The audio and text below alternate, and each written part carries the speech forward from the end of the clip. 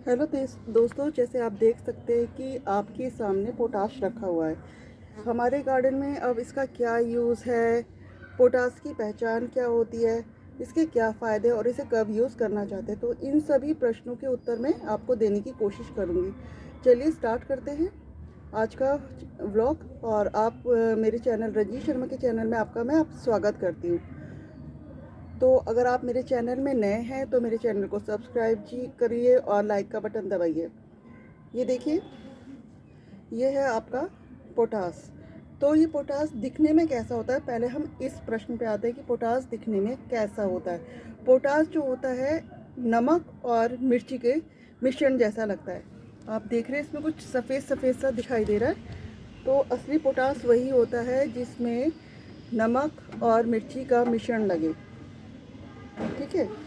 तो अगर आपके पौधे की देखिए, अब हम ये पहला प्रश्न हमारे मन में यही आता है कि हमें पोटास का यूज़ क्यों करना चाहिए, पोटास का क्या फ़ायदा है। तो पोटास का क्या फ़ायदा है कि ये पौधों के स्वास्थ्य के लिए अत्यंत महत्वपूर्ण है। ये प्रकाश संश्लेषण, जल नियमन और पोषक तत्वों के परिवहन में सहायता करके पौधे की ग्रोथ में मदद करता है और उसकी गुणवत्ता को बढ़ाता है और उसकी जो है रोग प्रतिरोधक क्षमता को बढ़ाता है। फलों का आकार, रंग, स्वाद और बनावट बढ़ाता है और जड़ों के विकास में सहायता करता है। जैसे अगर आपके पौधों की पत्तियां पीली हो गई है, फल फूल नहीं आ रहे, तो आप पोटास का यूज़ कर सकते हैं। अब मार्केट में कई तरह के पोटास मिलते हैं, जैसे कि पोटेशियम नाइट्रेट, जिसमें नाइट्रेट की मात्रा 13 और फास्फोरस की मात्रा 0 होती है।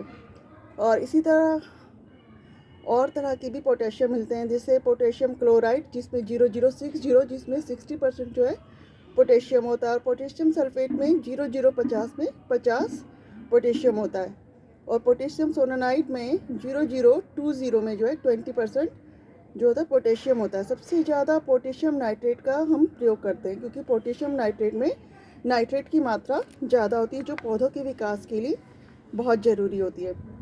तो हम इसका यूज़ कौन से पौधों में कर सकते हैं। दूसरा प्रश्न हमारे सामने आता है कि हम किन किन पौधों पे इसका यूज़ कर सकते हैं। तो इसका यूज़ हम सभी फलों और फूलों वाले पौधों पर कर सकते हैं, लेकिन हम बिल्कुल छोटे पौधे पे इसका यूज़ नहीं करेंगे। जो पौधे की ग्रोथ अच्छी हो गई हो, बड़ा पौधा हो, तो उसके लिए हम इसका यूज़ कर सकते हैं। जैसे अब ये भी जो है लिविंग विंग्स हैं, तो जैसे छोटे बच्चे को हम एकदम से रोटी तो नहीं खिलाना शुरू कर देते ना, उसी तरीके से हम अपने बड़े पौधों पे पोटेशियम को डाल सकते हैं। ठीक है। तो अब यह है कि पोटेशियम नाइट्रेट का प्रयोग कब कर सकते हैं। तो जैसे हम सॉइल मीडिया बनाते वक्त इसका प्रयोग कर सकते हैं। अगर आपका प्लांट छोटा नहीं है, बड़ा है, तभी हम इसे दे सकते हैं। जब प्लांट में फल या फूल नहीं आ रहे हैं, किनारे सूखने लग जाते हैं, तो हम पोटेशियम का प्रयोग कर सकते हैं। अब आपके प्रश्न आपके मन में आ रहा होगा कि कौन कौन सी सब्जियों में हम इसका यूज़ कर सकते हैं। जैसे आलू, चुकंदर, फूल गोभी, इनमें जो है पोटास की ज़्यादा ज़रूरत होती है, तो हम इसमें इसका यूज़ कर सकते हैं। और फूलों में हम रोज़, हिबिस्कस और मोगरा जैसे पौधों में इसका यूज़ कर सकते हैं। तो अब आप ये सोचेंगे कि पोटाश हमें कहाँ से खरीदेंगे। तो पोटाश जो है आपके आसपास की सभी नर्सरियों में मिल जाएगा। और हमारे इधर तो सरकारी जो है बीज वितरण की दुकान खुली हुई है, तो वहाँ पे सभी प्रकार की खादें जो है हमें आसानी से मिल जाती है। तो ये 50 से 80 रुपए के बीच में हमें आसानी से मिल जाता है। अब जैविक पोटास के रूप में, अगर आपके पास पोटास नहीं है, जैविक पोटास के रूप में आप क्या कर सकते हैं, केले की छिलके को पानी में डिप करके उसको रात भर भिगो के रखें 2 दिन तक, और फिर उसको अपने पौधों में छान के डाल सकते हैं। या इसकी पत्तियों को सुखाकर, केले की पत्तियों को सुखाकर उसका पाउडर बनाकर भी हम अपने पौधों में डाल सकते हैं, और इस तरह से हम पोटास की कमी को पूरा कर सकते हैं। ठीक है। अब हमारा अगला प्रश्न ये उठता है कि हम पोटास को कैसे यूज़ कर सकते हैं।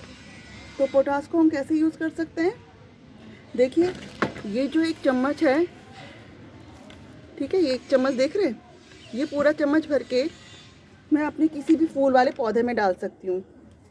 ये देखिए, किसी भी फूल वाले पौधे में हम डाल सकते हैं ऐसे। ठीक है। इसके लिए जो है पौधे में नमी होनी ज़रूरी है। तो मैंने इसको पहले ही 3 घंटे पहले ही इसमें पानी डाल दिया था। तो इसको फिर हम अच्छे से गुड़ाई करके, इसको हम ऐसे गुड़ाई करके इसमें सारे में मिक्स कर देंगे, ठीक है। और इसके बाद हमें इसमें थोड़ा सा पानी डालना है। पानी किस लिए डालना है? ताकि जो आपका पोटास है इतनी ही मात्रा में डालें कि आपका जो पोटास है उसकी जड़ों तक पहुंच जाए, पौधे की जड़ों तक पहुंच जाए। या फिर हम दूसरा तरीका क्या है कि हम यहाँ पे एक गड्ढा करेंगे ऐसे, और यहाँ पे पोटास डाल के इसे ऐसे मिट्टी से ढक देंगे, ठीक है। तो दूसरा तरीका आपका ये हो गया। और तीसरा तरीका होता है कि आप इस तरीके से इसका घोल बना के अपने पौधों में डाल सकते हैं। देखिए जैसे मैं डाल रही हूँ ना, ऐसे इसका घोल बनाकर भी हम अपने पौधे में डाल सकते हैं।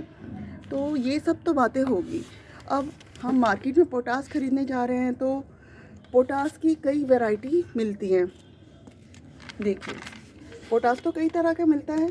अब हम असली और नकली पोटास का कैसे पता करेंगे कि जो हम पोटास अपने पौधों को दे रहे हैं वो असली है या नकली है?